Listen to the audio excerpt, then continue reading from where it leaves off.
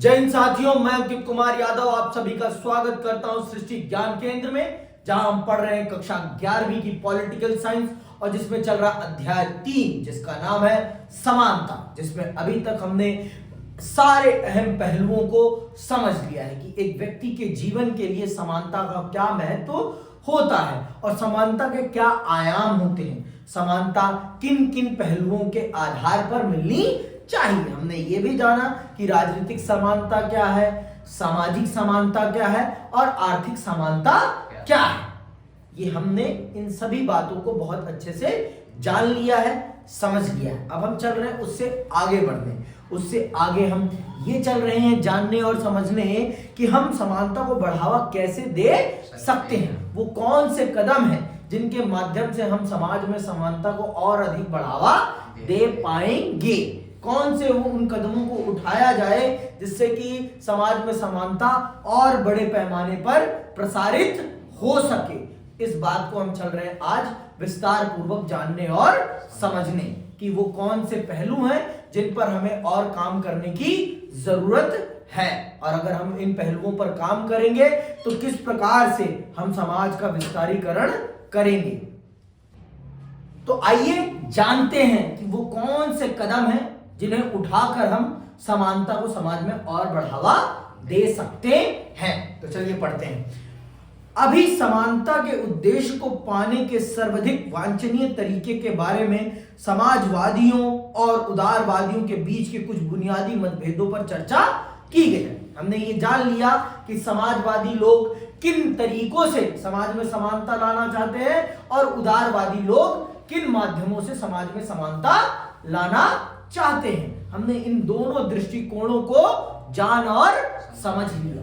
अब हम चल रहे हैं नए दृष्टिकोणों को जानने और समझने कि और इनके अलावा कौन से वो तरीके हैं जिनके माध्यम से समाज में समानता को बढ़ावा दिया जा सकता है। इन दोनों के तरीकों को हमने जाना ना। समाजवादी लोग कहते हैं कि समाज में निजी संपत्ति को समाप्त कर दिया जाए और उसके माध्यम से समाज में हर व्यक्ति को एक जैसी सुविधाएं उपलब्ध कराई जाएं और इसकी जिम्मेदारी सरकार को अपने कंधों पर उठानी चाहिए। वहीं उदारवादी लोग क्या कहते हैं? उदारवादी लोगों का दृष्टिकोण है प्रतिस्पर्धा की मूलभूत सुविधाएं सरकार को उपलब्ध करानी चाहिए, उसके बाद जिसमें जितनी कैपेबिलिटी वो उतना प्राप्त कर पाएगा। वो किस पर जोर देते हैं? प्रतिभा पर और कॉम्पिटिटिव नेस पर। कौन? उदारवादी लोग, लिबरल लोग, उनका यह दृष्टिकोण होता है। ठीक है, आगे सुनो। उदारवादियों के बीच के कुछ बुनियादी मतभेदों पर चर्चा की गई, जबकि इन अलग अलग दृष्टिकोणों के तुलनात्मक गुणों और सीमाओं पर विश्व भर में बहस हो रही है। आज भी यह विचार करना जरूरी है कि समानता की ओर बढ़ने के लिए कौन से सिद्धांत और नीतियां आवश्यक होंगी, कौन से सिद्धांत और नीतियां आवश्यक होंगी। ये आज भी चर्चा का विषय बना हुआ है, आज भी इस पर चर्चा चल रही है, क्योंकि इन दोनों ही विचारधाराओं को समझने के बाद लोगों को ये पता चला कि ये भी पूरी तरीके से समाज में समानता लाने में सफल नहीं है। हम मानते हैं कि इनके अंदर ब्रॉड चीजें हैं जो समाज में होनी चाहिए, लेकिन संपूर्ण तौर पर ये समाज में वो बदलाव लाने के काबिल नहीं है। इनमें भी कुछ बदलाव होने चाहिए जिससे कि समाज में समानता को बढ़ावा दिया जा सके। समझ में आई बात कि अभी भी नहीं आई? आगे सुनो कि क्या समानता लाने के उद्देश्य के लिए सकारात्मक योजना उचित है। इस मुद्दे पर हाल के वर्षों में बहुत विवाद खड़ा हुआ है। इस विषय पर अगले खंड में चर्चा की जाएगी। औपचारिक समानता की स्थापना क्या होती है? औपचारिक समानता और इसे कैसे स्थापित की जा सकती है, आइए जानते हैं और समझते हैं इसको विस्तार पूर्वक कि क्या होती है औपचारिक समानता और इसे कैसे स्थापित किया जा सकता है समाज में। तो सुनिएगा, समानता लाने की दिशा में पहला कदम असमानता और विशेषाधिकारों की औपचारिक व्यवस्था को समाप्त करना होगा। दुनिया भर में सामाजिक आर्थिक और राजनीतिक असमानताओं को कुछ रीति रिवाजों और कानूनी व्यवस्थाओं से संरक्षित रखा गया है। इन रिवाजों या कानूनों द्वारा समाज के कुछ हिस्सों को तमाम किस्म के अवसरों और लाभों का आनंद उठाने से रोका जाता था। बहुत सारे देशों में गरीब लोगों को मताधिकार से वंचित रखा जाता था। महिलाओं को बहुत सारे व्यवसाय और गतिविधियों में भाग लेने की इजाजत नहीं थी। भारत में जाति व्यवस्था निचली जातियों को शारीरिक श्रम के अलावा कुछ भी करने से रोकती थी। कुछ देशों में केवल कुछ खास परिवारों के लोग ही सर्वोच्च पद तक पहुंच सकते थे। तो सबसे पहले हमें इन सभी विभेदों को समाप्त करना पड़ेगा। हमें सामाजिक तौर पर, राजनीतिक तौर पर और आर्थिक तौर पर देश में रह रहे हर नागरिक को समान अवसर उपलब्ध कराना पड़ेगा। तब जाके समानता की औपचारिक बुनियाद पैदा होगी, औपचारिक बुनियाद रखी जा सकेगी। और जब तक हम इन सब चीजों को टेक्निकली नहीं करेंगे तब तक कोई फायदा नहीं होने वाला है। समझ में आई बात? जब तक समाज में इन विभेदों को, ये जो छोटे छोटे विभेद हैं जो समाज में सबसे ज्यादा दंश पैदा करने का काम करते हैं, जब तक इनका समापन नहीं होगा तब तक किसी भी चीज का समापन नहीं हो सकता है। किसी भी चीज का समापन नहीं हो सकता है। समझ में आई बात कि अभी भी नहीं आई है? आगे सुनो। समानता की प्राप्ति के लिए जरूरी है कि से सभी निषेध या विशेषाधिकारों का अंत किया जाए। चूंकि ऐसी बहुत सी व्यवस्थाओं को कानून का समर्थन प्राप्त है, इसीलिए जरूरी होगा कि सरकार और कानून असमानता की व्यवस्थाओं को संरक्षण देना बंद करे। हमारा संविधान ने भी यही किया है। संविधान धर्म, नस्ल, जाति, लिंग या जन्म स्थान के आधार पर भेदभाव करने का निषेध करता है। हमारा संविधान छुआछूत की प्रथा का भी उन्मूलन करता है। अधिकतर आधुनिक संविधान और लोकतांत्रिक सरकारें औपचारिक रूप से समानता के सिद्धांत को स्वीकार कर चुकी हैं और इस सिद्धांत को जाति, नस्ल, धर्म या लिंग पर ध्यान दिए बिना सभी नागरिकों को कानून के एक समान बर्ताव के रूप में समाहित किया है। तो हमारे देश का संविधान न धर्म के आधार पर, न जाति के आधार पर, न लिंग के आधार पर, न जन्म स्थान के आधार पर, किसी भी आधार पर भेदभाव नहीं करता है। हमारे देश के संविधान के आगे भारत का हर एक नागरिक एक समान है और किसी के साथ भी कोई भेदभाव नहीं किया जा सकता। किसी के साथ भी किसी भी प्रकार का भेदभाव नहीं किया जा सकता है। यह है भारत के संविधान की विशेषता। यह है भारत के संविधान की प्रमुख विशेषता। समझ में आई बात कि अभी भी नहीं आए बाबू मोशाय? पक्का? तो यह है औपचारिक समानता। यह है, इसे कहते हैं औपचारिक समानता। औपचारिक में क्या आती है? राजनीतिक, सामाजिक और आर्थिक तौर पर, कानूनी तौर पर यह मान्यता प्रदान की जाए कि किसी भी आधार पर समाज में किसी के साथ कोई भेदभाव नहीं किया जाएगा, तो उसे कहते हैं औपचारिक समानता। तो भारत का संविधान अपने देश के हर नागरिक को एक दृष्टिकोण से देखता है, उनमें किसी भी प्रकार का कोई भेदभाव नहीं रखता है। समझ में आगे बात कि नहीं आई? अब आते हैं विभेद मूलक समानता। क्या है? विभेदक बर्ताव द्वारा समानता। अब भाई देखो, अब एक बात बताओ, एक दिव्यांग व्यक्ति है, एक दिव्यांग व्यक्ति है जो पांव से नहीं चल सकता, जो पांव से नहीं चल सकता, तो अगर हम उसे जो नॉर्मल सीढ़ियां हैं उससे चढ़वाते हैं तो क्या ये उसके साथ समानता का बर्ताव है? उसके लिए हमें किस प्रकार की सुविधाएं करनी चाहिए? हमें उसके लिए एक व्हील चेयर और एक रैंप वाली सीढ़ी का निर्माण करना चाहिए। तो इसे कहेंगे उसके साथ समानता का बर्ताव। इसे कहते हैं विभेद मूलक समानता। इसे क्या कहते हैं? विभेद मूलक समानता। क्या कहते हैं? विभेद मूलक समानता। समझ में आई बात? विभेद मतलब थोड़ा सा भेदभाव के साथ समानता को स्थापित करने का काम किया जाता है। थोड़ा सा भेदभाव किया हमने और समानता स्थापित कर दी। ठीक है, आगे सुनो ध्यान से। जैसा कि हम देख चुके हैं, समानता के सिद्धांत को यथार्थ में बदलने के लिए औपचारिक समानता या कानून के समक्ष समानता आवश्यक तो है, लेकिन पर्याप्त नहीं। कभी कभी यह सुनिश्चित करने के लिए कि लोग समान अधिकारों के उपभोग कर सकें, उनसे अलग अलग बर्ताव करना आवश्यक होता है। इस उद्देश्य से लोगों के बीच कुछ अंतरों को ध्यान में रखना होता है। उदाहरण के लिए विकलांगों की, आ गई ना बात, विकलांगों की सार्वजनिक स्थानों पर विशेष ढलान वाले रास्तों की मांग न्यायोचित होगी, क्योंकि इससे ही उन्हें सार्वजनिक भवनों में प्रवेश करने का समान अवसर मिल सकेगा। इस तरह रात में कॉल सेंटर में काम करने वाली महिला को कॉल सेंटर आते जाते समय विशेष सुरक्षा की जरूरत हो सकती है।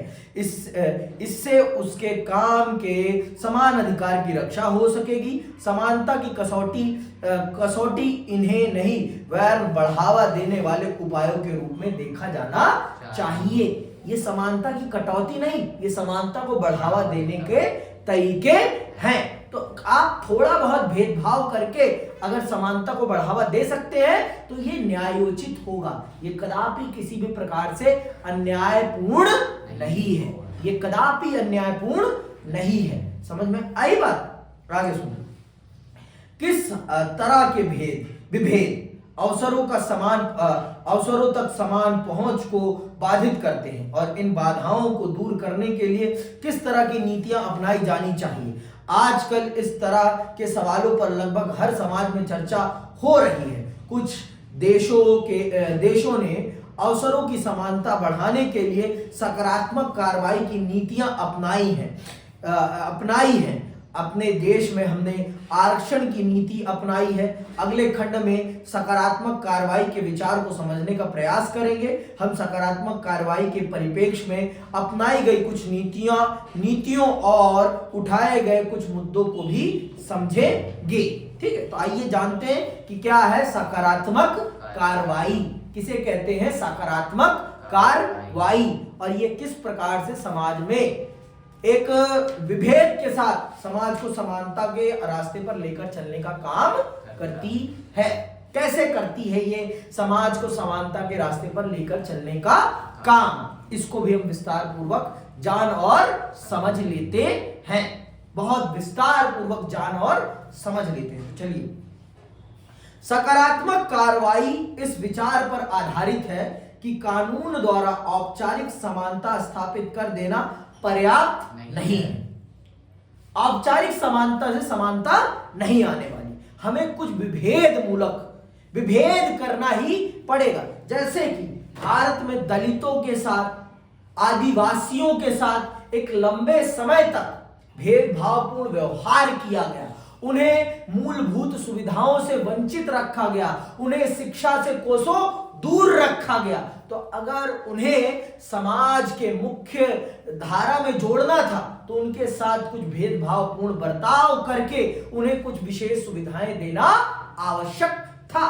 तो बाबा साहब भीमराव अंबेडकर के नेतृत्व में भारत के संविधान में एक आरक्षण की नीति का अनुसरण किया गया और इसे ही कहते हैं सकारात्मक कार्रवाई, क्योंकि यह समाज में एक सकारात्मक पहलू को पैदा कर रही है, समाज को एक सही दिशा देने का काम कर रही है। इसीलिए ये बहुत जरूरी है, ये बहुत जरूरी है। समझ में आई बात कि नहीं आई? अभी भी पक्का मेरे भाई? आगे सुनो। देखो, सकारात्मक कार्रवाई इस विचार पर आधारित है कि कानून द्वारा औपचारिक समानता स्थापित कर देना पर्याप्त नहीं है। असमानताओं को मिटाने के लिए जरूरी होगा कि असमानता की गहरी खाइयों को भरने वाले अधिक सकारात्मक कदम उठाए जाएं। इसीलिए सकारात्मक कार्रवाई की अधिकतर नीतियां अतीत की असमानताओं के संचयी दुष्प्रभावों को दुरुस्त करने के लिए बनाई जाती है। सकारात्मक कार्रवाई के कई रूप हो सकते हैं। इसमें वंचित समुदायों के लिए छात्रवृत्ति और हॉस्टल जैसी सुविधाओं पर वरीयता के आधार पर खर्च करने से लेकर नौकरियों और शैक्षणिक संस्थानों में प्रवेश के लिए विशेष व्यवस्था करने तक की नीतियां हो सकती हैं। ठीक है, अपने देश में वंचित समूहों को अवसर की समानता देने के लिए हमने नौकरियों और शिक्षा में आरक्षित स्थान या कोटा की नीति को अपनाया है। यह नीति बहुत वाद विवाद और असहमति का केंद्र रही है। इस नीति की इस आधार पर वकालत की गई है कि कुछ समूह वर्जना और अलगाव के कारण सामाजिक पूर्वाग्रह और भेदभाव के शिकार रहे हैं। जो समुदाय अतीत में पीड़ित और समान अवसरों से वंचित रहे हैं, उनसे यह अपेक्षा नहीं की जा सकती कि वे अन्य लोगों के समानता के आधार पर प्रतिस्पर्धा करें। इसीलिए एक समतामूलक और न्यायपूर्ण समाज के निर्माण के हित में उनको विशेष आरक्षण और सहायता देने की आवश्यकता है।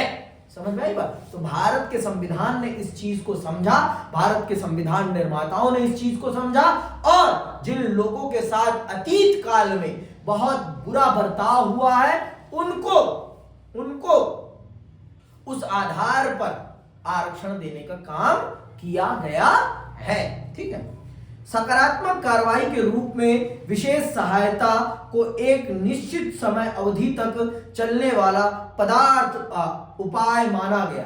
इसके पीछे मान्यता यह है कि विशेष बर्ताव इन समुदायों को वर्तमान वंचनाओं से उबरने में सक्षम बनाएगा और फिर ये अन्य समुदायों से समानता के आधार पर प्रतिस्पर्धा कर सकेंगे। हालांकि सकारात्मक कार्रवाई की नीतियों का समाज को अधिक समतामूलक बनाने के लिए समर्थन किया गया, लेकिन कुछ सिद्धांतकार इन नीतियों के खिलाफ तर्क देते हैं। वे सवाल करते हैं कि क्या लोगों से विभेदकारी बर्ताव करने से कभी भी अधिक समानता की ओर ले जाया जाएगा।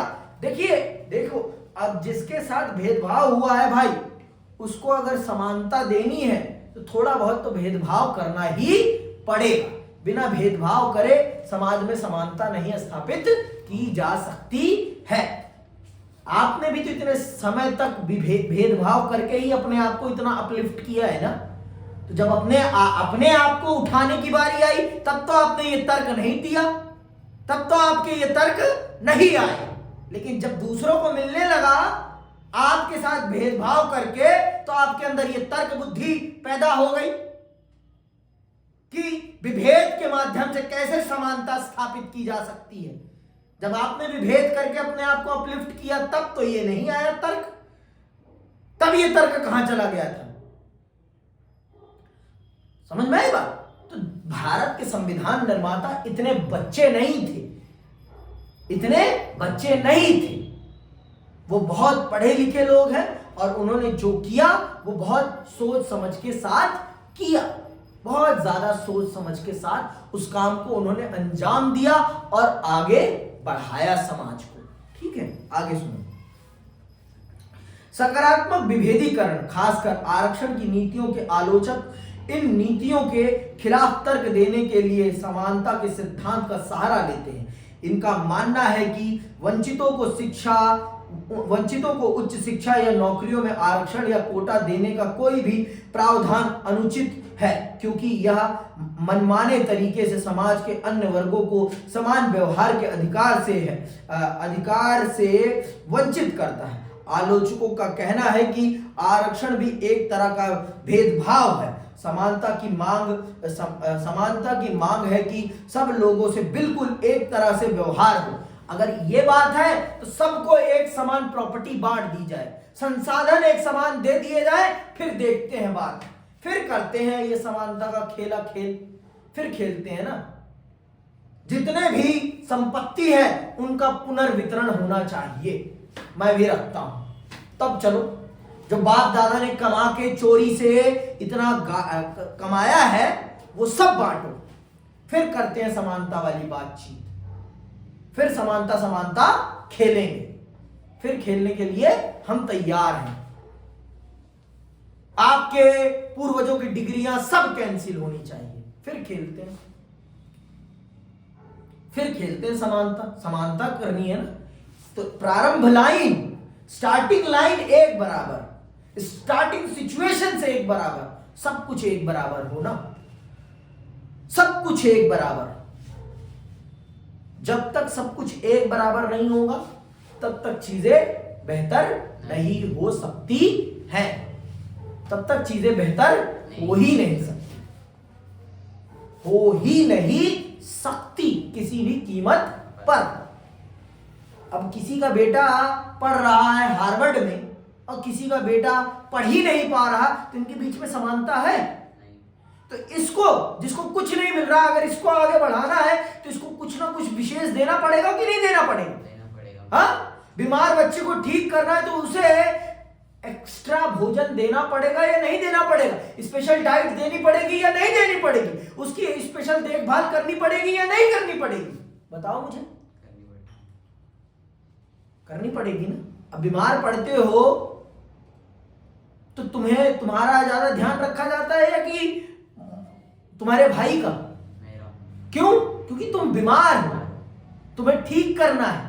तो जो बच्चा, जो समाज इतने समय से बीमारी से ग्रसित है, मानसिक बीमारी, सामाजिक बीमारी, राजनीतिक बीमारी, अगर उसे अपलिफ्ट करना है, उसे कुछ एक्स्ट्रा दवाई, एक्स्ट्रा भोजन, एक्स्ट्रा डाइट देनी पड़ेगी या नहीं देनी पड़ेगी? स्वाभाविक सी बात है। तो आरक्षण वही एक्स्ट्रा डाइट है, एक्स्ट्रा डाइट है, ठीक है, उस बीमार बच्चे के लिए। ठीक, आगे सुनो। जब हम ये पढ़ लिया ना पूरा? नहीं, जब हम व्यक्तियों के बीच जाति या रंग के आधार पर अंतर करते हैं, तब हम जातिगत और नस्लगत पूर्वाग्रहों और भी मजबूत कर रहे होते हैं। इन सिद्धांतकारों के लिए उन सामाजिक विशिष्टताओं को समाप्त करना महत्वपूर्ण है जो समाज को विभाजित करती हैं। इस बहस की रोशनी में यह प्रासंगिक होगा कि व्यक्ति के समान अधिकारों और राज्य के निर्देशक सिद्धांतों के रूप में समानता के बीच फर्क किया जाए। व्यक्ति का किसी शैक्षणिक संस्थान में प्रवेश या सार्वजनिक क्षेत्र में रोजगार पाने का समान अधिकार है, लेकिन प्रतिस्पर्धा उचित होनी चाहिए। जब कभी कुछ सीमित स्थानों या नौकरियों के लिए प्रतिस्पर्धा हो, तब वंचित समूहों के लोग लाभकारी स्थिति के शिकार हो सकते हैं। ऐसे शिक्षार्थी जो अपने समुदाय में पढ़ने वालों की पहली पीढ़ी से आते हैं, अर्थात जिनके माता पिता और पूर्वज अशिक्षित रहे हों, अपनी जरूरतों और परिस्थितियों के मामले में पढ़े लिखे परिवारों के छात्रों से बहुत अलग होते हैं। दलित, स्त्री या वर्जना और वंचना के शिकार अन्य श्रेणियों से आने वाले सदस्य कुछ विशेष सहायता के पात्र और अधिकारी होते हैं। इस विशेष सहायता को उपलब्ध कराने हेतु राज्य को समानता लाने वाली सामाजिक नीतियां बनानी चाहिए। इन नीतियों से और उन्हें अन्य लोगों के साथ प्रतिस्पर्धा करने का उचित अवसर मिल सकेगा। तथ्य यह है कि शिक्षा और स्वास्थ्य सुविधा के क्षेत्र में भारत में वंचित जनसंख्या के लिए जितना किया जाना चाहिए था, उससे बहुत कम किया गया है। स्कूली शिक्षा के स्तर पर असमानताएं चौंकाने वाली हैं। ग्रामीण और शहरी झोपड़पट्टी के बहुत सारे गरीब बच्चों के स्कूल जाने की संभावना नहीं के बराबर है। यदि उन्हें अवसर मिल भी गया तब उनके स्कूल के पास उन्हें देने के लिए कुछ नहीं होता। खासकर अभिजात वर्गीय स्कूलों की सुविधाओं की तुलना में ये बच्चे कुछ असमानताओं के साथ स्कूल में प्रवेश लेते हैं। ये असमानताएं उनका पीछा नहीं छोड़ती और योग्यता बढ़ाने या नौकरी पाने की संभावनाओं पर लगातार चोट पहुंचाती रहती हैं। ये छात्र अभिजात समझे जाने वाले व्यावसायिक पाठ्यक्रमों में प्रवेश पाने में बाधाओं का सामना करते हैं, क्योंकि उनके पास विशेष कोचिंग के लिए जरूरी संसाधनों का अभाव होता है। व्यावसायिक पाठ्यक्रमों की फीस भी इतनी ज्यादा होती है कि उससे भी एक घेराबंदी जैसी हो जाती है। परिणाम स्वरूप वे अधिक विशेषाधिकार और सुविधाओं वाले वर्गों से समानता के आधार पर प्रतिस्पर्धा नहीं कर सकते। इस तरह की सामाजिक और आर्थिक असमानताएं समान अवसर की प्राप्ति में बाधक होती हैं। अधिकतर सिद्धांतकार आज इस बात को मानते हैं। समान अवसर के लक्ष्य से सभी सहमत हैं। विवाद उन नीतियों के बारे में है जो राज्य को इस लक्ष्य की प्राप्ति के लिए अपनानी चाहिए। क्या राज्य को वंचित समुदायों के लिए कुछ स्थान आरक्षित कर देने चाहिए या उन्हें कम उम्र से ही विशेष सुविधाएं उपलब्ध कराई जानी चाहिए ताकि इन बच्चों की योग्यता और प्रतिभा का विकास हो सके। वंचित कौन है, इसे परिभाषित कैसे किया जाए? क्या वंचित की पहचान आर्थिक आधार पर की जानी चाहिए या जाति व्यवस्था से पैदा हुई सामाजिक असमानताओं के आधार पर? ये सामाजिक नीति के वे पहलू हैं जिनके बारे में आज भी बहस हो रही है। अंततः हम जो भी नीतियां चुनते हैं उन्हें सबके लिए समतामूलक और न्यायपूर्ण समाज बनाने में मिली सफलता के आधार पर जांचना पड़ेगा। समानता के विषय पर सोचते समय हमें प्रत्येक व्यक्ति को बिल्कुल एक जैसा मानने और प्रत्येक व्यक्ति को मूलतः समान मानने में अंतर करना चाहिए। मूलतः समान व्यक्तियों को विशेष स्थितियों में अलग अलग बर्ताव की जरूरत हो सकती है, लेकिन ऐसे सभी मामलों में सर्वोपरि उद्देश्य समानता को बढ़ावा देना ही होगा। समानता के लक्ष्य को पाने के लिए अलग या विशेष बर्ताव के बारे में सोचा जा सकता है, लेकिन इसके लिए औचित्य सिद्ध करना और सावधानी पूर्वक पुनर्विचार करना बहुत जरूरी है। देखो, समानता ना बहुत टेढ़ी खीर है, इसे खिलाना बहुत मुश्किल है, लेकिन अगर राजनीति चाह लेना तो इसे बहुत आसानी से जरूरतमंद लोगों तक पहुंचाया जा सकता है, बहुत आसानी से भी। टेढ़ी खीर है लेकिन इसे सीधा किया जा सकता है बहुत आसानी से, लेकिन राजनीति खुद नहीं चाहती कि ये चीजें सीधी हो, क्योंकि यही तो उनके वोट कमाने का तरीका है और वो अपने वोट कमाने के तरीके में किसी भी प्रकार का बदलाव नहीं करना चाहते। समझ में आई बात कि अभी भी नहीं आई? इसी के साथ ये अध्याय आपका यहीं समाप्त होता है और मैं आपसे विदा लेता हूं। जय हिंद, जय भारत।